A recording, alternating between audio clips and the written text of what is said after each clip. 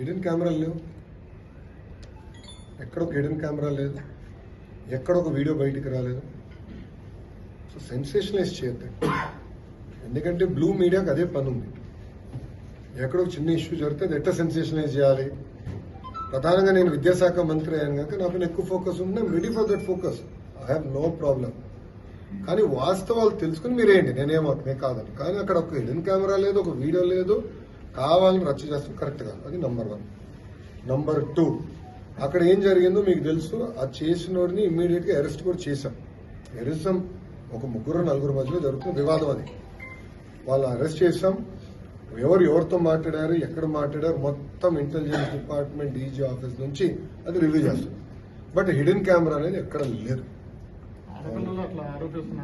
Hidden camera లేదు. As simple as that. ఉన్నట్టు మీరు చూపించండి. I'm ready for shoot. There is no hidden camera anywhere. Hidden camera లేనప్పుడు కావాలని దుష్ప్రచారం చేస్తాం, కరెక్ట్. 4 మధ్యలో అది ఇష్యూ ఉంది. 4 మధ్యలో ఒక ఇష్యూ ఉంది అనూర్పు. But it has nothing to do with hidden camera. I'm standing to. ఒక ఆడకూతురు అట్లా బహిరంగంగా వచ్చి అట్లా ఆరోపణ చేసింది. దీని ఏ విధంగా ఆడవాళ్ళే హిడెన్ కెమెరా అయితే ఉందా లేదా నేను సూట్ గా మిమ్మల్ని అడుగుతున్నా, మీడియా మిత్రులు వాళ్ళు ఉన్నాయని చెప్తున్నారు. అవును సార్, దొరికినాయా? లోపలికి వెళ్ళట్లేదు కదా సార్. పోలీసు వాళ్ళు వెళ్ళారు, కలెక్ట్ చేసుకున్నారు, ఎవిడెన్స్ ఉంది. పిల్లలు ఎక్కడ హిడెన్ కెమెరా చూపించలేకపోయారు. It's fact. సో మీరు కూడా దుష్ప్రచారం చేస్తాం మానేయండి ఫస్ట్. మీరు వాస్తవాలు తెలియకుండా హిడెన్ కెమెరా ఉంది, ఇన్ని వేల వీడియోలు ఉన్నాయి అంటాం కరెక్ట్ కాదు. I want be very clear on the subject.